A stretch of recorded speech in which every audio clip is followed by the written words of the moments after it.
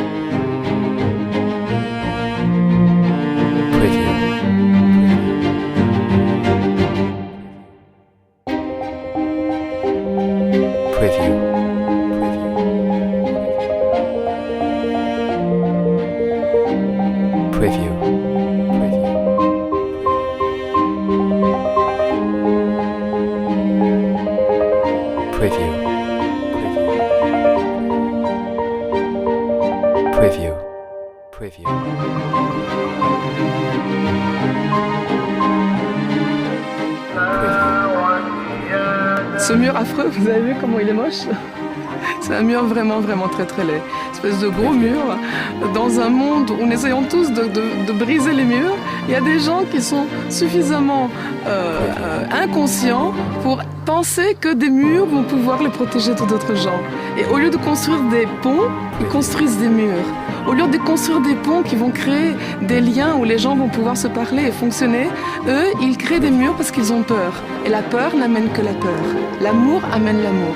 Donc je suis sûre qu'à partir du moment où un nombre suffisant de gens vont commencer à entendre que l'amour amène l'amour et que les murs n'amènent pas la sécurité. Il n'y a aucune sécurité avec un mur, il y a juste plus de peur. Est-ce qu'il va se passer des choses épouvantables? Eh bien, il se passe tous les jours des choses épouvantables.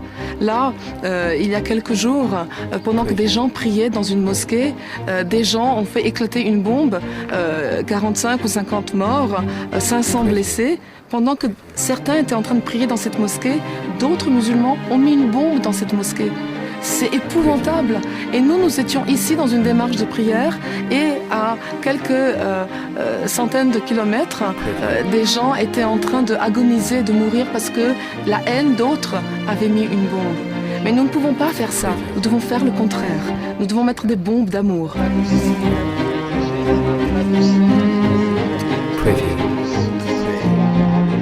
Et alors, une troisième chose qui m'a beaucoup touché, c'est sur les moments, les quelques minutes de procession eucharistique.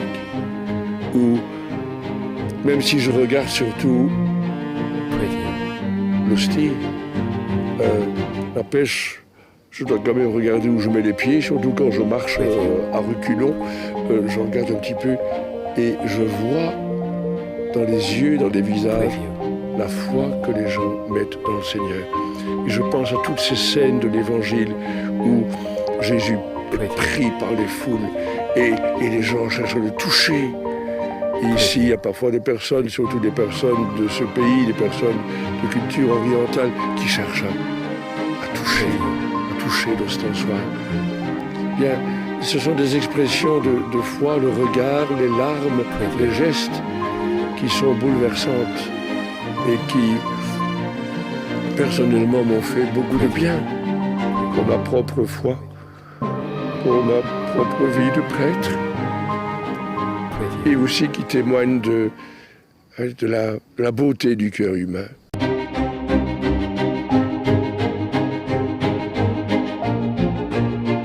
Preview.